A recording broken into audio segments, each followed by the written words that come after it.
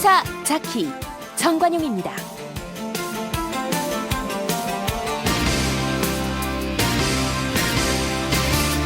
여러분 안녕하십니까? 정관용입니다.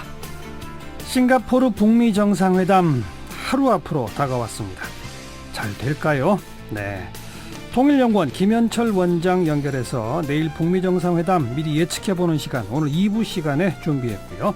잠시 후에는 서울 서촌에 있는 궁중족발이라는 식당 주인이 건물주에게 둔기를 휘둘러서 경찰에 구속된 사연, 여러분 다들 들어보셨죠? 근데 문제의 발단은 건물주가 월 임대료를 297만 원에서 1,200만 원으로 무려 4배 올려달라고 한 데 시작이 있답니다. 자, 그 사건의 내막 좀 들어보고요. 오늘 2부의 이슈토크 시간에는 6.13 지방선거 전망도 좀 해보고 그 이후에 정계 개편 어떻게 될 것인지 토론해 보겠습니다. 잠깐 광고 듣고 시작하죠.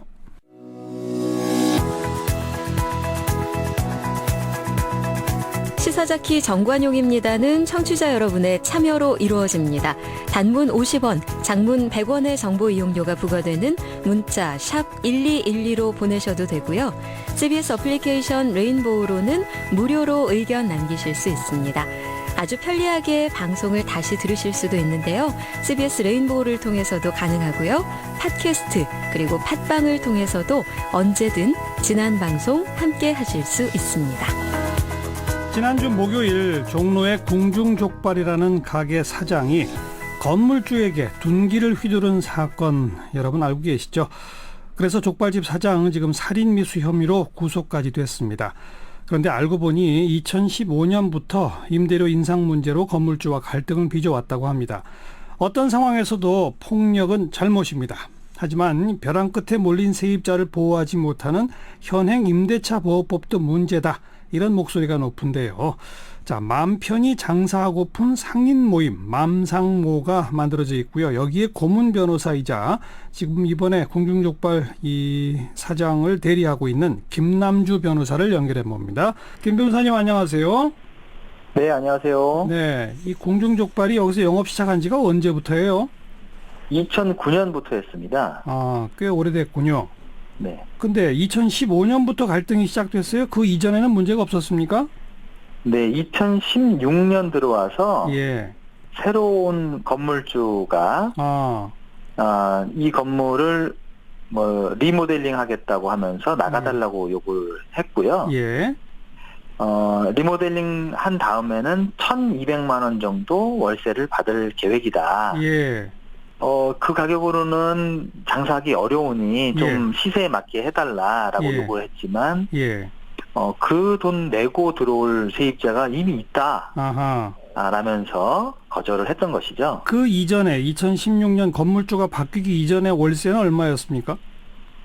부가세 포함해서 297만 원이었습니다. 300만 원 돈인데 그걸 4배를 갑자기 올려달라 이 말이군요. 그렇죠. 네. 그런데 건물주는 인근 시세가 그렇다, 또 1,200만 원에 들어올 사람이 있다라고 했다는데 그게 사실입니까? 그렇지 않습니까? 임대인은 그렇게 주장을 했는데요. 예. 그래서 법원에서 명도 소송 과정에서 감정평가를 했어요. 예. 이 시세가 얼마인지. 예, 그랬더니 304만 3천 원이 나왔습니다. 법원 그 명도 소송은 누가 제기한 겁니까? 건물주가 제기했죠. 그러니까 건물주가 리모델링 할 테니 나가달라, 리모델링 끌라고 들어오려면 1,200만 원 내라 그랬는데 계속 안 나가고 있었군요. 그렇죠. 그러니까 나가라라고 하는 의미에서 명도 소송을 냈다. 네. 그런데 거기서 감정평가 가격은 304만 원인데 결국 소송의 결과는 어떻게 됐죠? 건물주가 이겼고요. 예. 그래서 나가라는 판결이 나왔습니다. 그건 왜 그렇습니까? 상가 건물 임대차 보호법에는 갱신을 요구할 수 있는 기간이 5년 뿐입니다. 아하. 그때 소송을 제기할 땐 7년이 경과한 시점이었고요. 그렇죠. 2009년부터 장사를 시작했으니. 네. 그래서 건물주가 400원, 40백원 부르면 그게 맞춰주기 힘들다면 나가야 되는 게 그때 법입니다. 예. 지금도 마찬가지고요. 그러니까요. 네. 그러니까 현행 법상 건물주는 마음대로 할 수 있는 거군요. 5년이 지나면 마음대로 할 수 있습니다. 그러니까. 네. 네. 그래서 어쩌다가 이 폭행 사태까지 벌어지게 된 겁니까? 이제 이 세입자는 생계가 막막해져서 나갈 수 없다. 예. 더 여기 장사하게 해달라고 요구를 예. 했던 건데 예. 법대로 하겠다고 예. 강제 집행을 실시를 했던 것이죠. 강제 집행은 그러니까 쫓아내는 거죠. 그렇죠. 네. 그 집행관들이 와서 결국은 그래서 집기랑 뭐 다 드러냈습니까? 네, 그 실제는 용역업체 직원들이 와서 합니다. 예, 인부들이. 예. 근데 그냥 짐 드러내는 인부만 있었던 게 아니고 경비업체 직원들까지 와가지고 뭐 예. 폭행을 이제 힘으로 사람들을 예. 다 끌어내고 예. 집기들을 다 드러냈는데요. 그 과정에서 이제 못 나가겠다고 버티니까 예. 싱크대 이 다리를 잡고 있었어요. 철제로 돼 있는. 예. 그 손을 강제로 떼는 과정에서 손가락 4개가 반절단상을 입고. 아이고, 손가락 4개 반절단. 네네네. 네. 그렇게 해서 쫓겨나게 됐습니다. 아하. 그렇게 쫓겨나고. 네. 그리고 이 사장을 찾아간 겁니까? 그게 작년 11월이었고요. 예. 쫓겨난 다음에 다시 곧바로 그 점포에 다시 들어갑니다. 일종의 무단 점거군요. 그렇죠. 예. 그렇게 해서 이제 건물주는 다시 이 점포를 명도해달라고 법원에 청구를 하게 되고요. 예. 그것이 받아들여져서 또다시 강제 집행을 12번을 시도를 했던 거죠. 12번의 강제 집행. 참 오래된 갈등이군요. 네. 12번 강제 집행 마지막에는 새벽에 예. 지게차를 동원해서 철벽을 부시고 예. 들어와서 강제 집행을 하게 됐습니다. 그러니까 강제 집행이 12번씩이나 됐으니까 이 공중요발 사장뿐 아니라 또 이런 그 상인들 연합 모임 이런 분들도 강하게 저항을 했겠죠. 뭐 바리케이트도 치고 막 그랬겠죠. 그렇죠. 강하게 저항을 했는데요. 알겠습니다. 네. 네. 근데 그런데 뭐 둔기를 휘두르게 된 건 왜 그런 겁니까? 이제 강제 집행한 이후에 이제 건물주가 전화를 해서 예. 약간 비아냥거리기도 하고 예. 너는 나한테 안 돼. 예. 법은 내 편이고 너는 안 돼. 예. 이런 식으로 계속 조롱을 했던 거죠. 한 1시간가량 전화 통화를 했었는데 예. 그게 이제 내일 아침 그 세입자가 건물주 집 근처에 가서 1인 시위를 했었는데 예. 그날도 1인 시위를 하러 가는 중에 건물주로부터 그런 조롱의 전화를 받았던 거예요. 그리고 거기서 마주쳤군요. 네, 마주치고는 이제 격분해서 알겠습니다. 그렇게 된 겁니다. 예. 지금 구속돼 있죠? 구속돼 있습니다. 그래도 폭력을 행사하는 건 잘못 아닙니까? 당연히 잘못이죠. 본인도 지금 반성하고 있나요, 그 대목은? 네, 반성하고 다시는 이런 일이 없게 다짐하고 있습니다. 그런데 뭐 법률상 5년이 넘으면 뭐 4배로 올리건 40배로 올리건 어쩔 수 없다. 아까 그 소송 과정에서 감정평가까지 했지만 감정평가 액수랑 얼마를 달라라고 하는 거랑은 판결에는 아무런 영향을 안 미치는 거로군요. 그렇죠. 아이고. 법을 어떻게 바꿔야만 이런 일들이 되풀이되지 않을까요?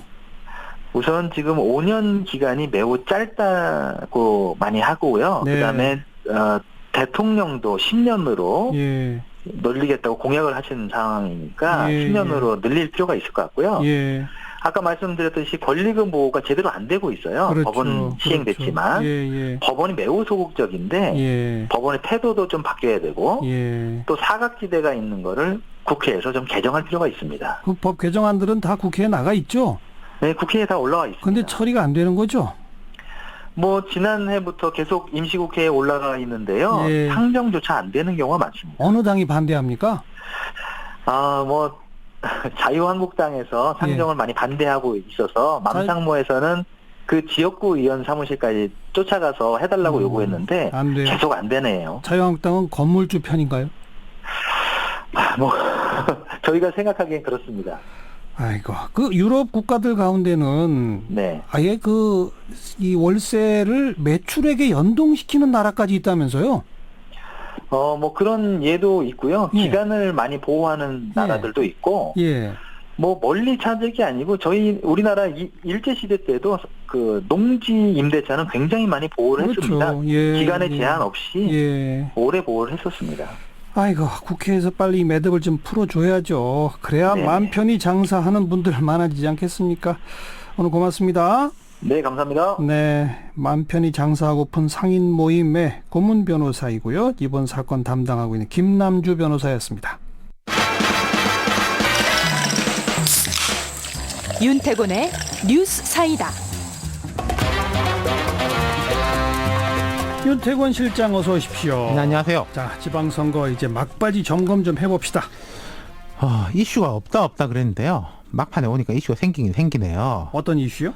되게 좋은 게 아니고 뭐 사생활, 막말 이런 예. 것들이 막판 선거전을 그나마 달구고 있습니다. 예. 예. 뭐 생산적 논쟁이 잘 안 벌어지고 그러다 보니까 이런 쪽으로 더 관심이 집중되고. 그렇죠. 예, 관심을 흡수하게 되는 거고 지금 두 가지 정도가 이제 부정적 이슈로 떠오르고 있는데 둘 다 수도권 관련이에요. 네. 첫 번째는 이재명 경기도 지사 후보 사생활 관련. 김부선 씨 예. 관련. 두 번째는 정태옥 전 자유한국당 대변인이 탈당하셨죠. 정태옥 의원. 이른바 이부 망천. 이혼하면 부천 가고 망하면 인천 간다. 그렇죠. 뭐 이런 발언건입니다. 먼저 그 이재명, 김부선 뭐 그 건은 참 오래된 건데 이번에 아주 더 세게 지금 불 붙었어요. 그러니까 뭐 이게 아는 사람은 알았다 이런 건데 이제는 모르는 사람도 다 알게 된 건데 예. 이재명 후보에 대해 가지고는 이른바 해경군 김씨 트위터 논란하고 최근에 불거지고 있는 김부선 씨와의 이제 문제인데 해경군 김씨 건은 말하자면은 민주당 지지층 내에서만 관심을 갖는 이슈였어요. 그랬었죠. 예, 그러니까 그 문제가 중요하다고 생각하는 분들도 상당히 있었지만은 말하자면 확장성의 한계가 있는 건데 이 김부선 씨 관련 건은 대중의 관심을 끌기에 딱 좋죠. 배우, 예. 불륜, 대마초, 협박 뭐 이런 자극적인 단어들이 워낙에 동시다발적으로 등장하고 있고 예. 게다가 처음에는 제3자들이 아니 뭐 내가 듣기로는 이랬대더라 이러쿵저러쿵이었는데 막판에 당사자가 김부선 씨 같은 경우에 어제 뭐 지상파 메인 뉴스에 직접 나와서 인터뷰까지 했지 않습니까? 네. 더 크게 된 거죠. 며칠 전 이재명 후보 저랑 인터뷰도 했습니다만 입장은 계속 일관되죠. 그렇죠. 전혀 사실이 아니다. 왜 그런지 모르겠다. 선거 이후에 엄정하게 대응할 것이다 정도인데 그 이후에 김부선 씨가 등장을 한 거예요. 네. 예. 근데 어쨌든 김부선 씨의 주장은 그랬다는 거고 그렇죠. 이재명 후보 주장은 아니라는 아니다. 거고 예. 계속 맞서고 있는 상태고. 네. 자, 이 논란 판세에 어떤 영향을 미칠까? 이거 많은 분들이 궁금해합니다. 이 사안이 큽니다. 대중적 소구력이 있는 이유는 아까 말씀드렸고 지금 보면 선거 자체에 대한 이렇다 할 이슈가 없는 상황이에요. 예컨대 서울에서도 격전이 벌어지고 뭐 영호남 선거도 관심을 막 모으고 이러면 관심이 분산될 건데 지금 주요 이슈가 이것뿐이에요. 그러네요. 예, 북미 정상회담이 있지만 그 성격이 다른 성격의 것이고 예. 판세에 대한 영향은 좀 나눠볼 수 있을 것 같아요. 전국적으로 민주당에 썩 불리할 것 같지는 않습니다. 이게 뭐 작은 일이라서가 아니라 이재명 후보의 캐릭터가 단독자의 캐릭터예요. 그렇죠. 예. 뭔가 세력의 일원, 집단의 일원 이런 거라기보다는 본인이 워낙에 이제 유일자로서의 강한 캐릭터여서 별로 바깥쪽하고 연결이 안 된다. 이재명 거죠. 개인의 문제화된다. 그렇죠. 이제 경기도 선거는 애초에는 그랬습니다. 이재명 후보가 당보다 지지율이 훨씬 더 높았어요. 네. 이재명 후보가 경기도 전체 선거를 오히려 민주당 후보들을 끌어올리는 판국이었는데 그랬죠. 근데 지금은 이재명 후보 잘 보시면은 원래 워낙 공격적이고 적극적인 인물인데 선거운동을 아주 수동적으로 진행하고 있어요. 마지막에는. 네. 당 간판 뒤에 서 있는 느낌이거든요. 아하. 그러니까 당이 이재명 후보를 끌어당기는 거예요. 마지막에 보면. 예. 그러니까 본인이 이렇게 문제가 됨에도 불구하고 당이 당기면 이기는 것이고 그렇지 못하면은 대역전극이 펼쳐지는 거죠. 네. 그러면 여기 이제 경기도 문제는 민주당의 저력이 얼마 되느냐에 달려있다. 이렇게 볼 수 있을 거예요. 강 지지율로 쭉 표현돼 왔던 것이 실제 표로까지 가느냐. 그렇죠. 사람은 사라져버리고 예. 당이 어떻게 끌어당길 수 있느냐 이거죠. 그리고 이제 자유한국당 쪽에서는 그 이부망천 악재가 또 터진 예. 거죠. 민주당은 상황이 좋다 이렇게 됐는데 한국당은 안 그래도 상황이 안 좋은데 더 안 좋아졌죠. 안 좋은데 더 안 좋아졌다. 예, 평소에도 있을 수 없는 일이 선거 상황에서 나왔는데 정태욱 의원이 지명도가 그렇게 높은 분은 아니에요. 지역구도 TK 지역이고 근데 대변인이었어요. 예. 그리고 이분이 참 또 독특한 게 인천시청에서 고위직 실장까지 지낸 분이에요. 그랬다면서요. 예. 부랴부랴 자진 탈당을 했는데 이 발언은 무슨 효과를 났냐면은 홍준표 대표의 막말 논란을 자연스럽게 떠올리게 할 수밖에 없는 겁니다. 막말당 이런 그렇죠. 식으로. 예. 그리고 이게 막말의 대상이 마침 또 인천 부천입니다. 그렇죠. 부천은 경기도잖아요. 예. 경기도에서 이제 꽤 큰 도시인데 예. 이재명 후보 논란으로 자유한국당에 벌어올 수 있는 반사 이익을 스스로 반감시키는 효과. 깎아먹는 거죠. 예. 네. 이런 발언이 이제 각인 효과가 아주 크거든요. 기억이 예. 잘 돼요. 예. 막판에는 서로 악재 경쟁이라고밖에 말할 수가 없네요. 그러니까 뭐 누가 잘못했느냐, 저쪽이 더 잘못해가지고 우리가 잘못한 걸 메꾼다, 이런 프레임이 되고 있으니까 누가 답답하죠. 누가 더 잘못했냐, 예, 유권자 입장에서는 참 답답합니다. 네. 어쨌든 막바지에는 다들 말조심 살얼음 걷듯 할 겁니다. 홍준표 대표 같은 경우에도 보니까 어제 충청도 가가지고 막말 논란이 있었다, 처음으로 사과하더라고요. 자기 막말 논란에 대해서 사과를 했어요. 예. 홍준표 대표가 아직까지는 한 번도 나는 막말한 적 없다, 비유적 표현을 쉽게 한 건데 막말 프레임이다라고 했는데 사과를 한 건 왜 그러냐, 제가 볼 때는 이부망천 논란 그렇죠. 때문에도 큰 겁니다. 자기를 또 떠올리게 만드는 거니까 그렇죠. 급해졌군요, 상황이. 다 그렇습니다. 네. 여기까지 수고하셨습니다. 감사합니다. 네, 윤태권 실장이었어요.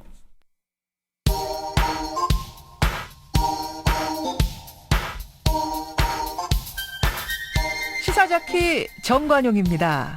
여러분은 지금 CBS 라디오와 함께하고 계십니다. 저는 출근길 김현정의 뉴스쇼 김현정입니다. 화제의 뜬 뉴스들 정리해드립니다. 프레시안의 이명선 기자, 어서 오세요. 안녕하세요. 첫 번째 뜬 뉴스는요? 서울 강동구의 한 다세대 주택에서 개 사체가 발견돼 누리꾼들의 공분을 사고 있습니다. 시체 썩는 냄새가 난다는 건물주의 신고로 소방서와 경찰이 출동해 확인을 했더니 세입자의 집 안에는 엄청난 양의 쓰레기 더미와 함께 백골 상태의 개 사체 4구, 그리고 비쩍 마른 개 1마리가 발견됐습니다. 아이고. 세입자는 지난해에도 개 5마리를 굶겨 죽이거나 방치한 혐의로 조사를 받았는데요. 최근에도 동물 학대로 신고된 바 있습니다. 네. 그런데 경찰이 이렇게 신고를 받고도 세입자 집 문이 잠겨 있다며 그냥 돌아갔다고 합니다. 특히 세입자의 행방을 6개월 동안 찾지 못하다가 최근에서야 구치소에 있다는 것을 알고 진술을 받았다고 하는데 예. 경찰의 이런 안이한 태도 역시 도마 위에 올랐습니다. 지난해에도 이런 일이 있었다면 동물학대 상습범이군요. 그렇습니다. 한 매체 취재기자가 건물주 동의하에 수의사와 집안을 살폈는데 개 사체 4구가 모두 화장실에서 발견됐다고 합니다. 그런데 배설물하고 뒤섞여서 알아보기 힘들 정도였다고 하고요. 네. 수의사는 정확한 마리수는 뼈 조각을 맞춰봐야겠지만 서너 마리로 추정된다며 정부 아사한 것으로 의심된다고 밝혔습니다. 굶어 죽었다. 그렇습니다. 강동구청 관계자는 세입자가 계속 개를 데려오고 있지만 소유권을 제한하고 싶어도 현행법상 규제가 불가능하다며 답답해했는데 전문가들은 동물 학대와 관련해 가장 큰 문제가 이렇게 소유권을 박탈하거나 또다시 동물을 키우지 못하게 하는 법이 없다는 것이라고 지적했습니다. 예. 삐쩍 마른 개 1마리가 살아남았다고 앞서 말씀드렸는데요. 예. 양치기개로 알려진 보더콜리입니다. 그런데 이 보더콜리도 소유권을 주장할 경우 돌려줘야 한다네요. 아이고, 이 동물 학대의 경우는 뭔가 좀 법적 보완이 꼭 있어야 할 것 같습니다. 그렇습니다. 다음 뉴스는요?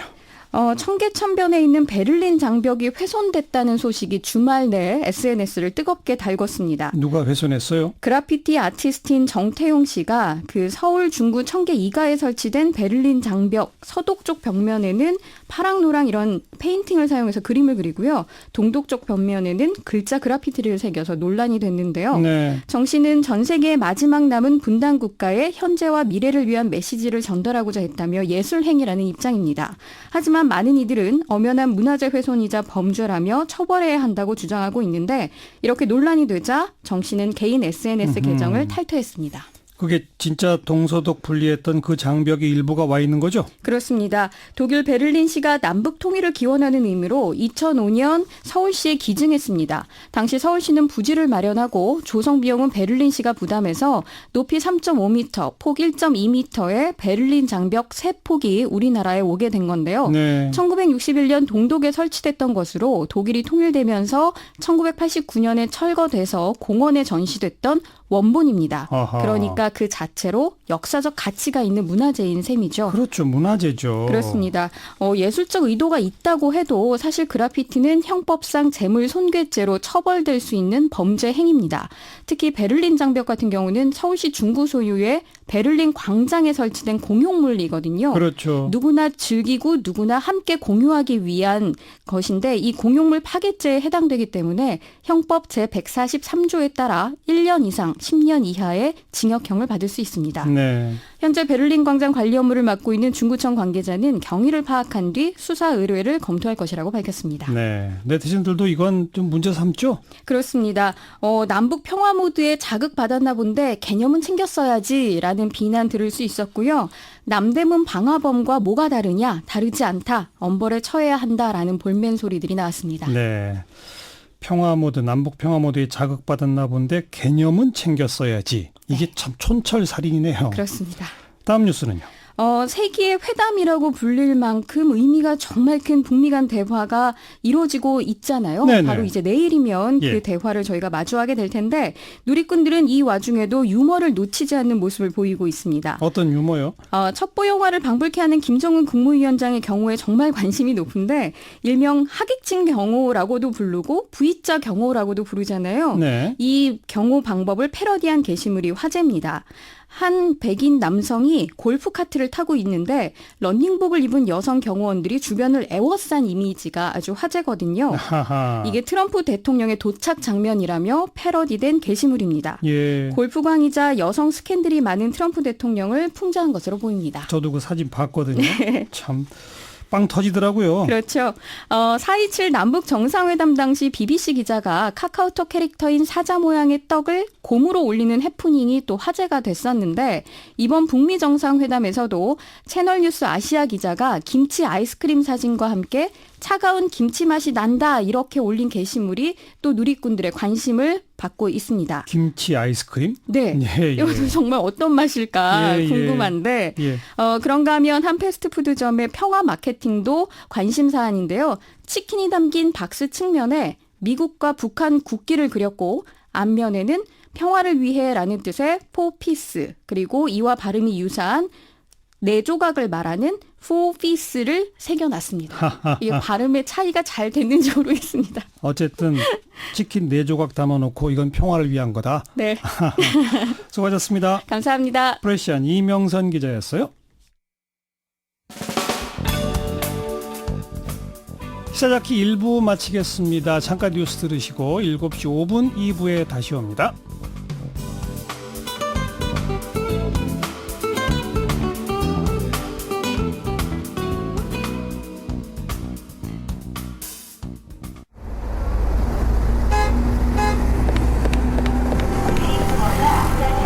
퇴근길에 만나는 알찬 뉴스 정보, 한림국제대학원대학교 정관용 교수가 진행하는 시사자키 정관용입니다. 그야말로 역사적인 북미 정상회담 이제 정말 몇 시간 남지 않았습니다. 그 싱가포르 현지에서 성김 주 필리핀 미국 대사 또 최선희 북한 외무성 부상이 최종 조율을 하고 있다니까 뭐 합의문 초안을 쓰고 있는 거 아니냐 다들 이제 그렇게 내다보고 있는데요. 어떤 내용이 담길까요? 자, 통일연구원 김현철 원장을 연결합니다. 원장님 안녕하세요. 네, 안녕하십니까. 네. 보통 정상들이 만나기 전에 합의문 초안이 먼저 만들어지죠? 예, 지금 이제 그 최종 합의문 조율을 위해서 실무회담이 지금 막 끝난 것 같습니다. 예, 예. 사실 뭐 정상회담을 하루 앞두고 오늘 오전부터 시작을 해서 예. 계속해서 방금 전까지 논의를 했고요. 예. 아시다시피 뭐 판문점에서 사실은 꽤 오랫동안 5차례에 걸쳐서 실무회담을 했는데 그렇죠. 여전히 합의가 된 부분도 있을 거고 또 예. 내일 정상회담에서 조금 더 구체화될 부분이 있을 거고 예. 그걸 한번 내일 지켜봐야 될 것 같습니다. 지난번 그 남북 정상회담 이후에 판문점 선언이 나올 때 말이에요. 네. 그때도 오전에 회담하고 뭐 오후에 회담이 또 길게 이어질 거라고 하더니 거의 회담 없이 그냥 합의문이 나왔잖아요. 네, 남북 정상회담하고 북미 정상회담은 조금 차이가 날 수 있을 것 같아요. 아, 그런가요? 예, 지금은 뭐 사실 북미 정상회담은 처음 만나는 거고, 네. 예, 비핵화의 어떤 그 과정과 방법론에 대해서도 그 중요한 쟁점들이 적지 않지 않습니까? 네. 그런 상황에서 보면은 아마 어느 정도까지 구체적으로 논의할지에 대해서는 예. 좀 지켜봐야 될 것 같고요. 다만 예. 이 정상회담은 실무 협상하고는 좀 다릅니다. 네. 다시 얘기해서 정상회담은 사실은 큰 틀에서 합의를 하는 거고요. 예. 구체적인 로드맵이나 시간표나 그런 조치들에 대해서는 정상회담 끝나고 아마 실무 협상을 통해서 네. 구체화할 수 있을 겁니다. 어쨌든 남북 정상회담과 달리 북미 간에는 처음 만나는 거기 때문에 내일 양국 정상 테이블에서 실질적 논의와 담판도 있을 수 있다. 그건가요? 예, 지금 대체로 보면은 사실 양측의 입장 차이가 많이 좁혀진 것 같습니다. 네, 네. 대체로 보면은 그야말로 완전한 비핵화와 완전한 체제 보장을 예. 그러니까 목표 부분에 대해서는 어느 정도 의견 교환에 이른 것 같고요. 예. 다만 이제 미국은 그 완전한 비핵화의 내용을 CVID 이 네 단어를 어떻게 포함시킬 것이냐 하는 문제를 갖고 예. 이 회담의 성공 여부를 판단하는 기준으로 삼겠다 이렇게 하는 건데 그렇죠. 그 부분과 관련돼서는 북한도 좀 그 개념 자체에 대해서 좀 부정적인 부분들이 있기 때문에요. 예, 예. 아마 이 완전하고 검증 가능하고 하는 부분들을 네. 뭐 조금 더 구체적으로 변하기 위해서 막판까지 예. 미국이 노력을 하고 있는 것으로 보여집니다. 자, 그러니까 완전하고 검증 가능하고 되돌릴 수 없는 여기까지는 똑같고 네, 미국이 요구하는 거는 비핵화고 북한이 요구하는 네네. 것은 체제 보장 아니겠습니까? 네 그렇습니다. 네. 그러니까 먼저 양쪽이 지금 다들 이제 의구심을 갖고 있는 게 정말로 북한이 그렇게 완전 검증 가능 되돌릴 수 없는 비핵화 할 거냐 그런 의지 있다고 보세요? 네, 북한은 관계 정상화가 이루어지면은 한국을 가질 이유가 없다라고 얘기를 하고 있습니다. 예. 그래서 4월 27일 우리 남북 정상회담에서도 예. 또 완전한 비핵화라는 개념에 합의를 했고요. 예. 또 그 밑에 보면은 1991년 12월 달에 한반도 비핵화 공동선언 준수 의지도 예. 간접적으로 밝혔거든요. 예. 그러니까 뭐 그런 부분들에 대해서는 최종 목표로서 그 부분에 대해서는 부정하지 않는데요. 예. CVID라는 개념은 또 역사적으로 보면은 그야말로 북한과 미국의 관계가 가장 악화된 시기에 예. 문재인 정부 때 나온 개념 아니겠습니까? 예. 그런 부분들에 대해서는 이게 북한은 그 개념 자체에 대해서는 좀 부정적으로 생각하는 것 같아요. 예. 예. 그러니까 미국 입장에서도 그 개념을 그대로 집어넣기에는 아마 쉽지 않아 보이고요. 예. 다만 그 내용의 개념을 좀 풀어서 소설적으로 합의문에 포함시키는 게 예. 아마 해당 목표로서 예. 중요한 그 기준이 될 것 같습니다. 그게 이제 그 표현상의 문제는 그렇고 실질적으로 네. 내용에 들어가면 기존 핵무기, 핵물질, 원자로, 뭐 장거리 미사일, 뭐 연구시설 이런 것들을 하나하나 다 검증하고 없애야 되는 거잖아요. 네, 그렇습니다. 그런데 아시다시피 일종의 비핵화의 대상과 또 신고나 사찰이나 검증의 구체적 방법론에 대해서는 사실은 뭐 정상회담에 다 합의하기는 좀 어려울 것 같고요. 예. 대체로 아주 원칙적인 수준에서 그런 부분들을 합의하고. 합의하고 그 이후에 아마 논의를 할 겁니다. 네. 반대로 이제 미국은 완전하고 검증 가능하고 되돌릴 수 없는 북한에 대한 체제 보장을 할 의지가 분명히 있을까요? 이제 그런 부분들에 대해서도 아시다시피 뭐 이게 체제 보장이라는 거는 이제 관계 정상화라는 개념도 있고 평화 정착과에 관련된 부분도 있고 뭐 제재 완화 부분도 있고 굉장히 다양한 요소들로 구성되어 있습니다. 예. 그런데 미국 내부적으로도 봐도 대통령이 결정할 수 있는 영역이 있고요. 그렇죠. 또 의회의 비준 절차를 밟아야 되는 영역도 있습니다. 네. 예, 그렇기 때문에 미국도 마찬가지로 비핵화라는 목표에 해당하는 체제 보장을 뭐랄까 적시를 할 것 같고요. 예. 다만 이 구체적인 방법론에 관련돼서는 여전히 마찬가지로 실무회담으로 실무협상의 과제가 될 것 같습니다. 네, 우리 김 원장께서는 어쨌든 내일 그 포괄적인 의미의 대체로 큰 틀의 합의는 나온다 이렇게 보시는 거죠? 네, 목표 부분에 대해서도 공감을 할 거고요. 중요한 것은 뭐 현재 상황에서 목표까지 네. 이게 도달하는 과정에서 여러 가지 애로와 난관이 있지 않겠습니까? 그런 난관들을 해결하기 위해서 아마 자주 만날 것 같고요. 2차 정상회담이나 3차 정상에 대한 부분도 어느 정도 예고가 되지 않을까 싶습니다. 예. 뭐 일설에 의하면 김정은 위원장이 오는 7월에 평양에서 2차 북미 정상회담 열자 이런 제안을 했다는 설도 있고 또 트럼프는 가을에 그 김정은을 미국으로 초청해서 뭐 백악관에서 만난다 뭐 이런 얘기도 있었고 그런데 7월이면 또 너무 빠른 거 아닙니까?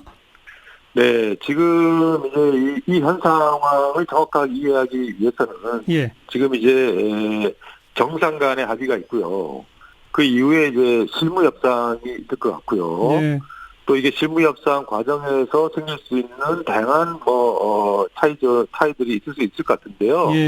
또 그런 부분들에 대해서는 정상회담을 다시 열어서 그야말로 이 과정의 이행 과정을 갖고 갈 겁니다. 그렇기 때문에 구체적으로 시기와 장소를 연기할 수 있을지에 대해서는 아마 내일 봐야 될 것 같고요. 추후 정상회담에 대한 원칙적인 합의는 있을 수가 있을 것 같습니다. 네, 내일 하루로 회담 끝납니까? 하루 연장됩니까? 뭐 그럴 설도 많이 있었는데 어떻게 보세요? 예, 그거는 아시다시피 이 트럼프 대통령과 김정은 위원장의 스타일로 보면은 지금 현재 수준에서 예상하기에는 쉽지는 않을 것 같습니다. 그렇지만 지금 정상회담을 앞두고 충분한 실무회담을 거쳤고요. 그리고 아주 구체적이고 상세한 문제들은 실무회담을 통해서 또 해결할 수 있기 때문에 아마 내일 정도에 끝나지 않을까 싶습니다. 그 민감한 종전선언 문제는 어떻게 예상하십니까? 종전선언은 일단은 종전선언을 추진하는 문제에 대해서는 합의문에 넣을 수 있을 것 같고요. 실질적으로 종전선언을 언제 어떻게 추진할 것인지는 그것도 추후 과제로 넘길 수 있지 않을까라는 생각이 듭니다. 대체로 저도 지난주에 미국에 갔다 왔는데요. 워싱턴 DC의 의견들은 이 종전선언과 관련돼서는 법적으로 검토해야 될 부분들이 좀 있는 것 같아. 그러니까 법적으로 검토할 부분들은 불가침 협정이라든가 기타 등등 여러 가지 미국 내부의 어떤 법률과의 상충 가능성 이런 거하고도 관련이 있을 것 같고요. 또 미국 내부적으로는 지금 종전선언이나 평화협정이 일종의 한미동맹에 어떤 영향을 미칠 것인지에 대해서 좀 더 실무적인 준비를 해야 되지 않느냐라는 의견들이 있는 것 같습니다. 그런 상황에서 보면은 그런 여지를 아마 남겨두는 수준에서 합의문에 들어갈 것 같습니다. 네. 그렇다면 합의문에는 이 비핵화와 체제 보장에 대한 포괄적 합의, 그다음에 종전선언 추진에 대한 방침, 그리고 다음번 실무회담 및 추후 양국 정상회담은 이어질 거라고 하는 합의, 이 정도가 들어가겠군요. 네, 그 정도가 아마 큰 틀인 것 같고요. 그 틀의 어떤 구체성 수준은 아마 내일 오전에 트럼프 대통령과 김정은 위원장의 일종의 단독 회담을 통해서 그것을 어느 정도 구체적으로 표현할 것인지에 대해서는 그 수위가 결정되지 않을까 그렇게 보여집니다. 알겠습니다. 다 같이 내일을 기다려봐야죠. 고맙습니다. 네, 고맙습니다. 통일연구원의 김현철 원장이었습니다. 김민아의 시사 위키.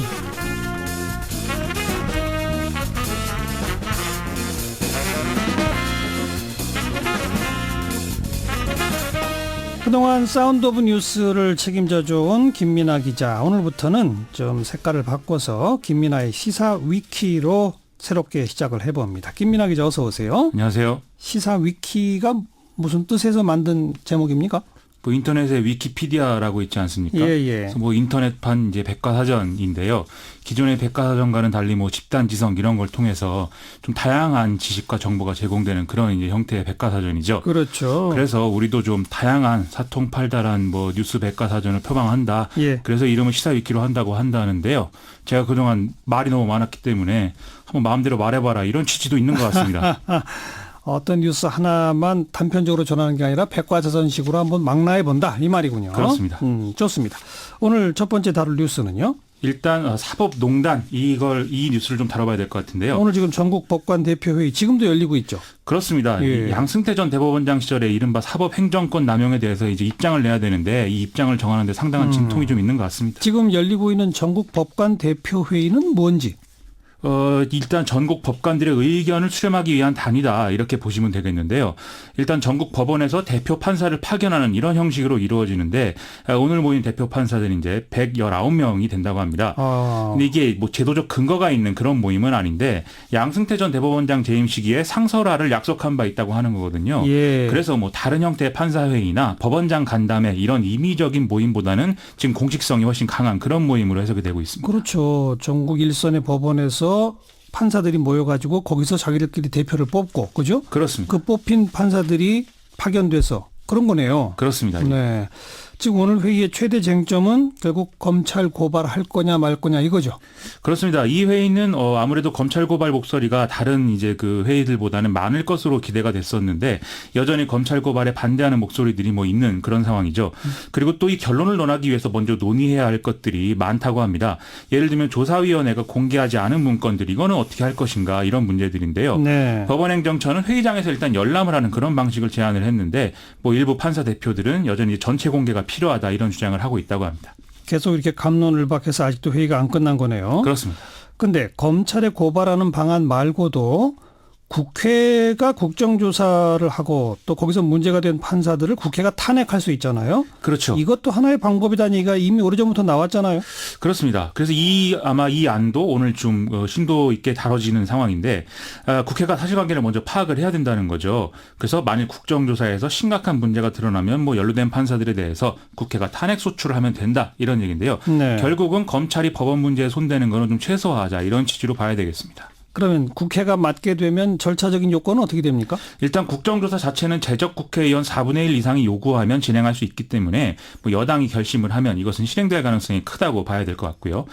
판사 탄핵 소추는 재적 의원 3분의 1 이상이 발의를 하는데 이 과반수 찬성으로 의결하게 돼 있거든요. 그래서 이거는 현실적인 정책 조건을 따져보면 발의는 가능한데 뭐 실제 탄핵은 되는 것이냐 이건 좀 아슬아슬할 수 있다 이렇게 봐야 될 것 같습니다. 네.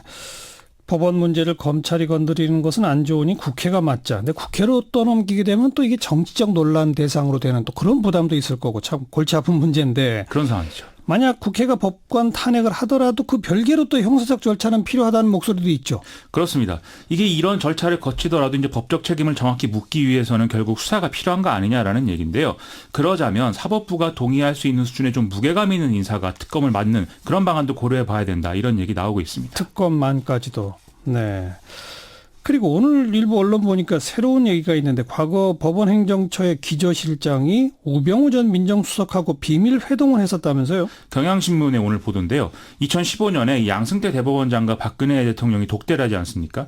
근데 일주일 전에 임종원 당시 법원행정처 기조실장이 우병우 민정수석을 청와대에서 만났다는 것이죠. 네. 이때가 이 원세훈 전 국정원장 사건을 대법원이 전원일치 판단으로 파기환송하고 이제 보름이 불과 지난 시점이었기 때문에 결국 이게 뭐냐 이런 데 의문이 제기된다는 것입니다. 네, 이런 만남 자체가 이례적인 거죠? 그렇습니다. 그래서 일반적인 기준으로 보면은 뭐 둘이 만날 이유가 없는데 만났기 때문에 이게 아마 특별한 내용이 있었을 수밖에 없다. 그리고 그 내용이라는 것은 지금 계속 문제가 되는 대로 상고법원 도입 문제였을 것이다. 이 얘기죠. 예. 또 이 보도가 중요한 이유는 대법원 특별조사단의 이 조사 과정에서 임종원 당시 기조실장이 우병우 수석과의 만남을 부인한 바 있거든요. 이게 바로 재판거래 의혹은 사실이 아니다라는 판단의 근거가 됐었기 때문에 이게 뒤집어질 수 있는 내용이다라는 얘기가 되는 것이죠. 네. 아무튼 전국 법관 대표자 회의 어떤 결론을 낼지 궁금하고 변호사들은 시국 선언도 했죠. 오늘 이제 전국 변호사 2,000명 이상의 이름을 올린 시국 선언이 발표가 됐는데요. 사법부 독립을 위해서 자체 해결이 필요하다. 이 원칙은 맞지만 현재 내부 갈등과 분열만 가중되고 있어서 법원 내부에서 해결할 수 없는 상황이다. 이렇게 현실을 진단을 하고 있습니다. 또 이대로 가면 법원뿐 아니라 변호사에 대한 불신으로 이어져서 법조계 전체가 붕괴될 수 있다. 검찰 수사가 필요하다. 이런 내용인데요. 이런 상황인 만큼 좀 안이하게 대응하는 그런 모습을 보여서는 안 되지 않겠는가 이런 생각을 좀 해봅니다. 지금 안이한 상황은 전혀 아닌데 결심을 해야죠. 맞습니다. 예. 자, 오늘 두 번째 다룰 이슈는요. 7월부터 300인 이상 사업장부터 주 52시간 근무제가 실시되는데요. 근로시간에 포함되는 경우와 아닌 경우가 무엇인지에 대해서 혼란이 있다. 그런데 이럼에도 불구하고 정부의 가이드라인이 안 나오고 있다. 이 얘기를 지난주에 전해드린 바 있죠. 예. 계속 이런 지적이 있다니까 고용노동부가 과거 판례들을 이제 분석을 해서 가이드라인의 형태로 오늘 언론에 공개를 했습니다. 그 가이드라인 좀 소개해 주세요. 어떤 건 근로시간이고 어떤 건 아닌 겁니까? 일단 근로시간이란 근로자가 사용자의 지휘감독 아래 종속돼 있는 시간이다. 이렇게 규정을 하고 있는데요. 사용자의 지휘 감독은 명시적인 것뿐 아니라 묵시적인 것까지 포함한다 이렇게 되어 있습니다. 그래서 노동자가 지휘 감독에서 벗어나서 자유롭게 이용할 수 있는 시간은 이제 휴게 시간으로 봐서 이거 노동 시간이 아니고 자유롭게 이용할 수 없는 시간은 노동 시간으로 봐야 된다 이런 기준이라는 거죠. 좀 사례를 들어서 좀 설명해 주세요. 예를 들어서 아파트 경비원의 경우 야간 휴게 시간이 지금 있는데요. 작년 12월에 대법원 판례를 보면은 이 시간은 사실상 이제 휴게 시간이라기보다는 긴급 상황에 대기하기 위한 그런 대기 시간이다. 그래서 노동 시간에 포함된다. 이렇게 판단을 했다는 것이죠. 아하. 이런 것들에 준해서 이제 판단을 해야 된다는 겁니다. 그건 아파트 경비원의 경우 좀 특수한 사례 같고 제일 많이 지금 언론에 나오는 게 일 때문에 거래처 사람들 접대하고 회식하고 이건 근로시간입니까 아닙니까? 접대의 경우에는 사용자의 지시 또는 승인이 있는 경우에 한해서 근로시간으로 인정한다 이렇게 설명을 하고 있는데요. 네. 하지만 현실적으로 평일 저녁이나 휴일에 외부 인사를 접대할 때마다 일일이 사용자의 승인을 받는 것은 비현실적이지 않느냐 이런 지적이 또 잇따르고 있습니다. 그리고 회식은 명확하게 근로시간으로 보지 않는다 이렇게 나와 있는데요. 그래요? 이거 회식은 업무의 연장이라고 하던데 왜 이게 아니냐 이런 논란이 계속 일어나고 있는 상황입니다. 회식은 그렇고 더 길게 워크숍 같은 걸 갔다면요? 워크숍의 경우에는 업무 수행 능력 증진 이런 것을 위한 세미나, 토의 이런 걸 이제 근로시간으로 인정한다 이렇게 되어 있는 건데요. 하지만 친목도모 활동 시간이 있다면 그것은 근로시간으로 인정이 안 된다 이렇게 나와 있거든요. 그런데 이게 현실적으로 명확히 좀 구분이 되는 거냐는 의문이다 이런 반론들이 또 나오고 있습니다. 이야, 워크숍을 가서 몇 시간 세미나하고 몇 시간 친목도모 했으면 몇 시간만 근로시간이다. 그렇죠. 그렇게 따져야 된다는 거죠. 알쏭달쏭하네요. 그렇습니다. 이게 사실 정부가 모든 경우에 대해서 기준을 다 일률적으로 내놓기 어려운 것도 사실인데요. 아무래도 사업장별로 서로 상이한 환경에 놓여 있다. 이 특성을 좀 감안을 하면 역시 노사 합의로 기준을 만들어 나가는 게 당분간 필요한 상황이긴 합니다. 고용노동부도 오늘 그런 설명을 좀 덧붙였었습니다. 노사 합의로 현장에 맞게 만들어라. 그렇습니다. 근데 노조가 없거나 이런 경우 참 문제가 될 수도 있네요. 그렇죠. 그래서 이제 모든 걸 법정에서 해결해야 되는 상황까지도 갈 수가 있는데 그런 것보다는 좀 지방고용노동청 등의 이런 노사 간 분쟁의 실질적 해결을 위한 방안과 권한을 주고 교육이나 계도를 해서 전국적 통일을 시켜나가는 섬세한 행정들이 동원이 돼야 될 것 같습니다. 네, 새로운 제도를 시행하면 초반에는 당연히 여기저기서 혼란이 생깁니다. 맞습니다. 근데 빨리빨리 그때마다 기준을 좀 잡아줘야죠. 맞습니다. 다음번 이슈는요? 국내 7위 암호화폐 거래소 코인레일이 해킹을 당해서요. 400억 원 상당의 암호화폐가 유출되는 사고가 있었다고 합니다. 코인레일이 보유하고 있는 전체 상품의 30%에 달하는 코인이 유출된 거니까 엄청난 피해라고 볼 수가 있겠죠. 이게 벌써 첫 번째 일이 아니잖아요. 그렇습니다. 국내에서 지금 발생한 피해로 보면 이제 최대 규모긴 한데요. 지난해 유비트의 경우에는 두 차례에 걸쳐서 각각 55억 원 그리고 170억 원가량의 피해를 내서 결국 파산한 바 있거든요. 그런데 다만 이 피해 규모를 놓고 봤을 때 해외의 대형 피해 사례보다는 좀 여파가 적다는 점에서 좀 불행 중 다행이랄지 그런 부분이 있는 것 같습니다. 지난 1월 달에 일본의 코인체크는 우리 돈으로 이제 5,332억 원 규모의 해킹 피해를 당했다고 하니까 이건 좀 비교가 안 되는 그런 수치였던 것이죠. 그래도 이렇게 자꾸 계속 해킹을 당하면 뭔가 대책을 세워야 되잖아요. 그렇습니다. 그래서 이제 대형 거래소들의 경우에는 정보보호 관리 체계라는 이 체계에 의해서 이 보안 인증을 받도록 그렇게 되어 있는데요. 코인웰은 또 이 기준에 포함되지 않은 상황이었다고 하는 게 문제였고요. 그래요? 그런데 또 의무 대상자인 대형 거래소들도 아직 인증을 받은 상태는 아니라고 하니까 그야말로 해킹 무방기 상태가 이어지고 있다. 이렇게 얘기할 수밖에 없는 상황입니다. 대형 거래소는 왜 인증을 안 받아요? 지금 돈이 최소 50억에서 많게는 100억 원대까지 들 수 있어서 좀 꺼리는 분위기다. 이게 이제 언론의 보도 내용인데요. 오히려 코일레일 같은 경우에는 고의나 과실이 아닌 손해 발생 시에 책임을 지지 않을 수 있다라는 취지의 약관 개정을 했다. 이런 보완 조치가 아니고요. 그래서 더 논란에 휘말리고 있는 상황입니다. 또 이 코일레일보다도 규모가 덜한 거래소들도 지금 많이 있는 상황인데 이런 곳에는 뭐 거의 말할 필요도 없는 그런 이제 열악한 상황이겠죠. 아무튼 암호화폐 문제입니다. 큰 문제죠. 수고하셨어요. 고맙습니다. 김민아 기자였어요.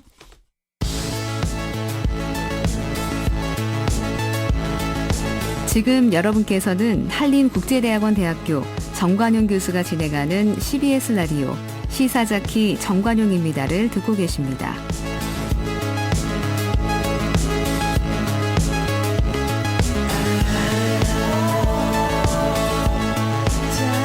매주 월요일 꾸며드리는 이슈 토크 원숙한 진보 최민희 전 의원 또 젊은 보수 장해찬 시사평론가와 함께하는 시간이죠. 자, 오늘은 이틀 남은 지방선거 얘기 좀 나눠보고요. 지금 선거 이후 정계 개편이 더 논란이다 이런 얘기인데 그 방향도 한번 점쳐보겠습니다. 최민희 전 의원 그리고 장해찬 씨 어서 오십시오. 안녕하세요. 안녕하세요. 네, 투표하셨어요? 사전투표? 전 사전투표했습니다. 네, 저도. 요즘은 사전투표가 대세인가 봐요. 저도 했는데. 그렇죠. 20%가 넘었으니까. 네. 선거 결과 예측.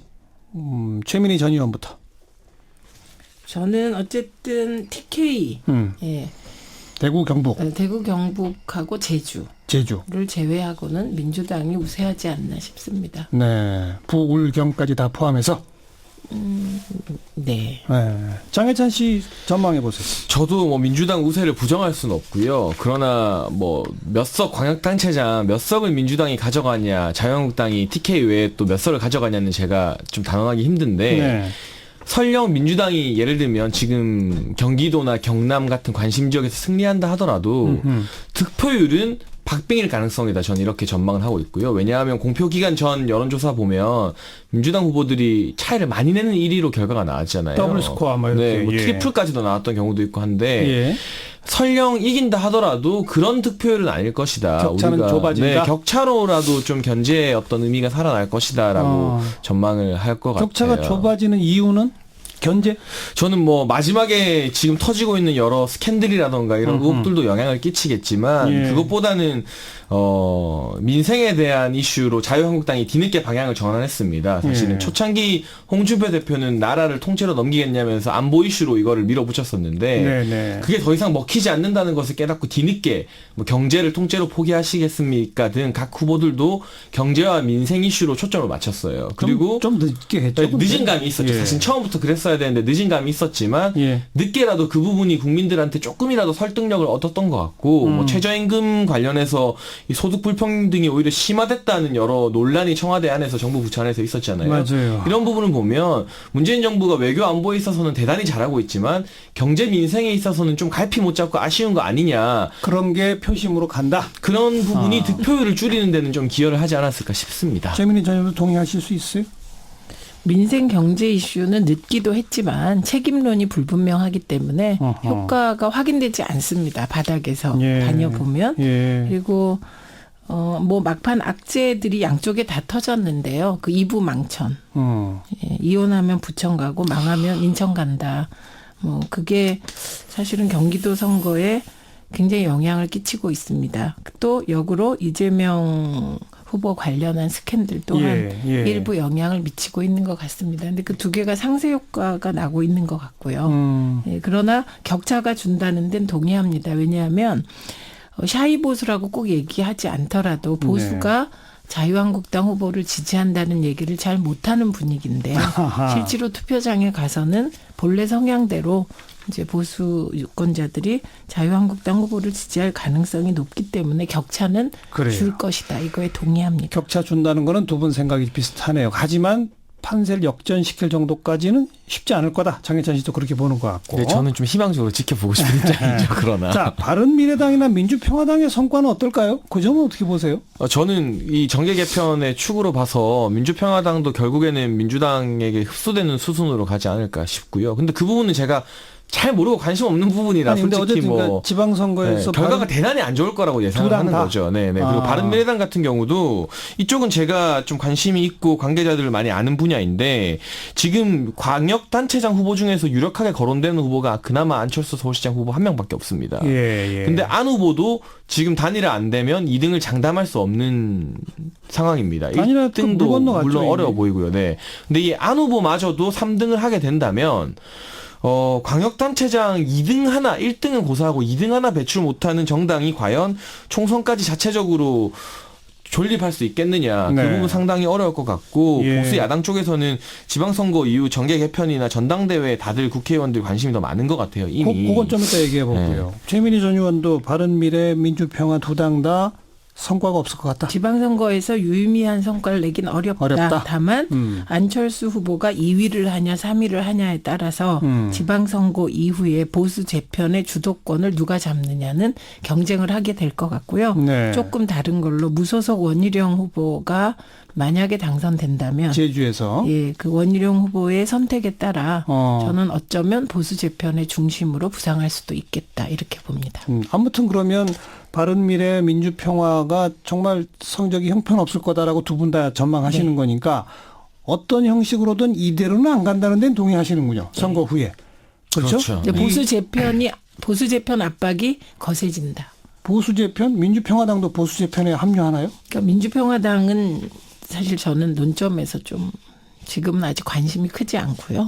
그럼 먼저 보수 재편의 가능성을 최민희 전 의원은 누가 2등 하느냐 서울시장에서. 따라 주도권만 달라질 그다음 뿐이지. 원희룡 지사가 어떤 선택을 하느냐. 만약 된다면. 변수가 안철수 후보가 2위를 하냐 김문수 후보가 2위를 하냐 그리고 원희룡 지사가 당선되냐 당선되지 않느냐에 따라 중심은 달라질 수 있지만 보수 재편 압박이 일어날 거라고 보고 좀 아까 민주평화당이 민주당에 흡수될 거라고 하셨는데 그거는 그렇게 간단한 일은 아니라고 그건 좀 이따가 봅니다. 얘기해 보고요.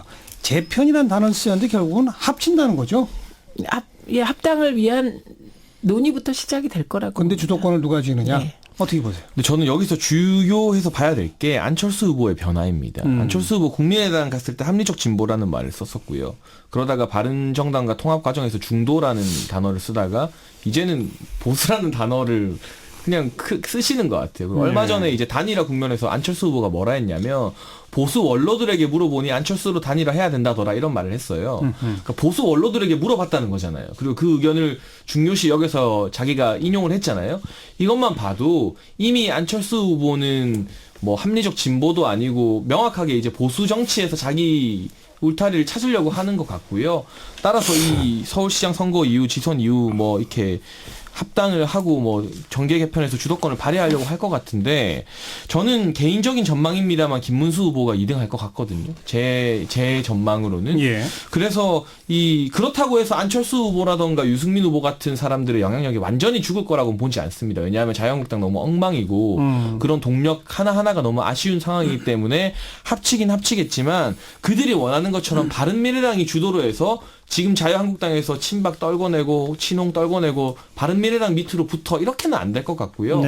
상당히 어떻게 보면은 오히려 비등비등한 상태에서 누가 주도권을 잡느냐 이 싸움으로 시간이 계속 흐르다 보면 그 지지부진한 논의 과정에서 또 국민들에게 실망감을 줄 가능성도 크지 않을까 싶어요. 일부 배척하고 바른미래당 쪽으로 합치는 거 어렵다. 그렇다고 바른미래당이 다시 전부 다 굴복해서 자유한국당으로 가는 것도 어렵잖아요. 그렇죠. 호남 의원들이 절대 동의하지 않죠. 그렇죠. 거는. 그럼 그림이 어떻게 되는 겁니까 이게? 일단 바른미래당은 분열될 가능성이 높죠. 바른미래당이 자유한국당과 통합 논의를 시작하거나 통합을 위한 기구를 출범시키는 즉시 바른미래당은 분열될 거라고 보고요. 호남권 의원들이 그 김문수 후보와의 단일화 논의 막판에 반대하고 나선 것처럼 그런 분열이 일어날 거고 그렇게 되면 뭐 무소속으로 있거나 민평당과 손을 잡거나 그런 바른미래당 의원들이 나오지 않을까 생각을 하는데 어쨌든 민주평화당은 뭐 지금 정계 개편 과정에서 주변수가 아니라 결과적으로 종속 변수로 작용할 가능성이 높다고 봅니다. 바른미래당이 쪼개진다. 그러면 비호남권 의원들은 결국 자유한국당 쪽으로 간다. 결국은 통합되지 않을까요? 그러니까 제가 생각하는 결국은. 가장 이상적인 그림은 자유한국당에 여전히 남아있는 친박 의원들이 많습니다. 왜냐하면 지난 공천을 박근혜 대통령이 했잖아요. 사실상. 그렇기 때문에 그들 남아있는 친박과 일부 강성 친홍이라고 하죠. 홍준표 대표를 친위하면서 이 한국당의 이미지, 보수의 이미지를 너무 많이 실추시켰던 몇몇 분들만 제외하고 자유한국당에서. 그리고 바른미래당에서 이를테면 자유한국당과의 통합에 절대 반대하는 호남 의원들 같은 분들이 제외된 남은 상황. 그리고 무소속의 원희룡 후보가 바깥에서 또 정의화 국회의장이나 전 의장이나 이런 분들이 삼지대에서 좀 구심점을 잡아서 이렇게 합치면 그게 가장 이상적인 모양새의 보수 재편이 아닐까 싶은데 그렇게 가기까지 서로 또 얼마나 누가 주도권을 잡네 마네 싸우면서 지금 상황이 얼마나 심각한지 인지를 못하면 2020년 총선에도 답이 없는 거고요. 빨리 재편하면 다시 한번 노려볼 기회가 있다고 봅니다. 장해찬 씨의 그 말에는 기본 전제가 홍준표 대표는 이제 아웃이다. 뭐 이런 게 깔려 있네요. 저는 홍 대표랑 같이 정치하고 싶어하는 보수 정치인이 이제 과연 누가 남아있을까 생각해 보면 홍 대표의 공을 제가 늘 인정해 왔습니다. 친박들 청산하는데 한몫을 했고 위기의 정당이 이끌었지만 어쨌든 지금 지방선거 후보들이 홍 대표 오지 말라고 하는 실정이잖아요. 이것조차 자업자득이기 때문에 홍준표 대표가 함께 한다면 그건 이제 보수 재편이 아닌 거죠. 근데 더 중요한 건 이러한 정치공학적 보수 재편은 재편이 되더라도 성공할 가능성이 낮다는 거죠.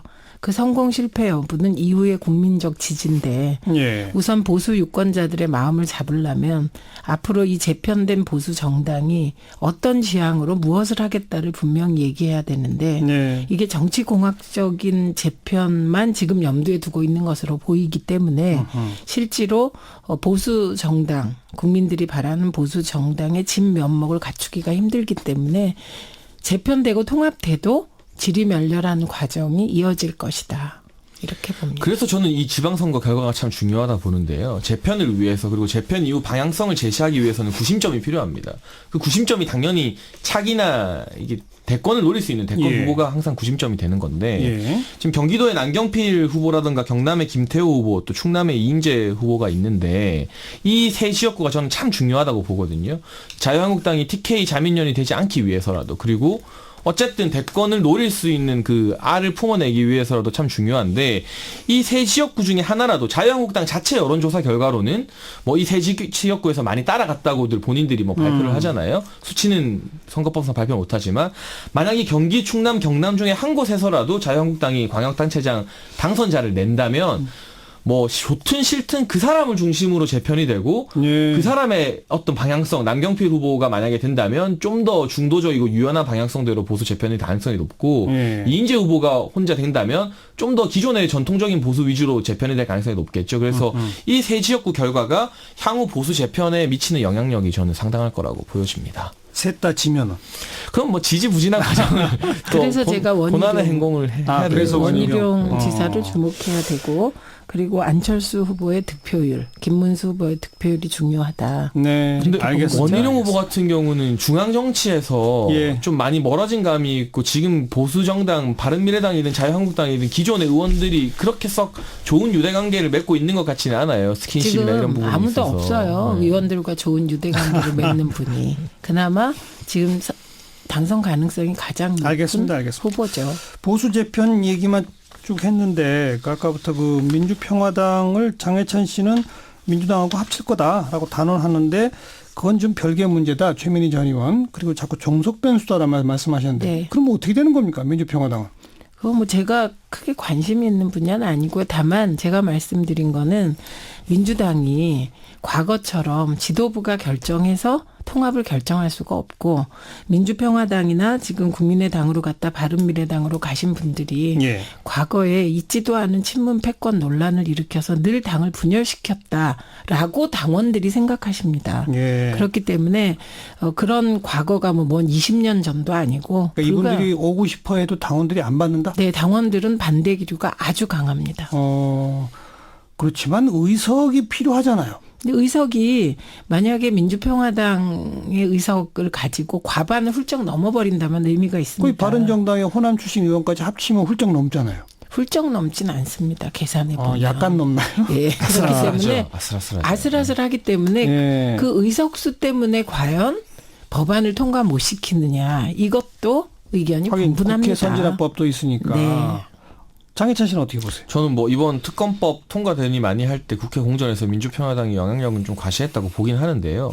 사실 제가 잘 모르지만 민주평화당 의원 개개인에게 민주당 복당할 수 있다고 해주면 다 복당하실 것 같아요. 제가 봤을 때. 하고 싶어 할 것 같은데 민주당에서 굳이 받을 이유가 지금으로서 많지 않은 거죠. 그런 국회 표결할 때 어떤 특수한 의석수 관련된 그 문제만 아니면. 그것도 그렇고 당원들이 반대한다잖아요. 네, 그래서 뭐 제가 이제 흡수될 거라고 본 것은 당대당으로 통합이 될 거라는 것들이 아니라 아하. 민주평화당이 가지고 있는 동력이 정말 지방선거에 급격히 약해지면서 2020년 총선에 민주평화당이라는 당명을 유지하고 후보를 낼 수 있을 것인가. 저는 그게 상당히 회의적이라고 보는 거죠. 근데 뭐 그 당 쪽의 주장이긴 할지 모르겠습니다만은 호남 지역에서 광역단체장은 힘들지만 기초단체장 단위에서는 상당히 우리가 승리할 수 있다는 식으로 얘기하고 만약 그 분석과 전망이 맞다면 다음 총선에서도 호남 지역에서는 한번 경쟁해 볼 만하다. 뭐 이렇게도 될 수 있는 거 아닐까요? 그래도 지난 총선에서 국민의당이 호남에서 선전했던 것을 재현하기는 힘들어 보이고요. 그 정도까지는 안 예를 된다. 들면 박지원 의원 같은 경우 지역구 장악력 굉장히 높잖아요. 그런 특수한 지역구에서 기초단체장이나 뭐 총선에서 국회의원 선거에서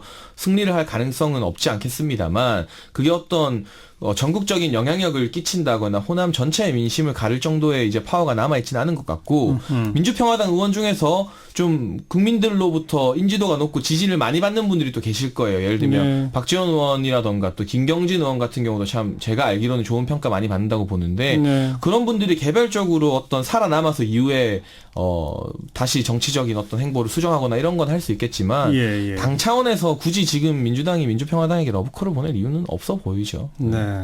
그래서 최민희 전 의원도 별로 관심사가 아니다고 자꾸 얘기하시는군요. 그래도 호남 지역 일부 기초단체에서는 좀 영향을 발휘할 수 있다. 이거에 대해서는 어떻게 생각하시지만 짧게 한 말씀. 뭐 그럴 수도 있겠지만 그게 대세를 가를 정도의 의미가 있어 보이진 않습니다. 네. 그럼 뭐 두 분이 오늘은 거의 일치하네요. 보니까. 그러나 제가 좀 더 보수 재편과 단체장 선거에 희망적이라는 점. 물론 이렇게 희망을 갖고 있으나 이긴다라고까지는 말 못하는. 근데 저는 경기도나 경남, 충남 이 세 군데는 한번 열어보고 싶어요. 정말 뚜껑을 열어보고 싶고. 제가 예전에 이제 여의도 연구원 있었기 때문에 여의도 연구원 조사나 이런 것들을 공표할 수 없지만 이제 보면 한번 희망을 아직은 가져도 될 것 같다는 생각을 품고 있습니다. 네. 그리고 보수는 결국 재편될 수밖에 없고 민주평화당의 경우는 조금 시간 걸리겠지만 별로 이렇게 변수가 크게 대세를 지향하지 못할 것이다. 여기까지 합시다. 최민희 전 의원, 장혜찬 씨 수고하셨습니다. 고맙습니다. 감사합니다. 시사자키 선거방송 관계로 오늘은 10분 정도 일찍 끝냅니다. 여기서 인사드리고요. 내일 저녁 뵙죠. 안녕히 계십시오.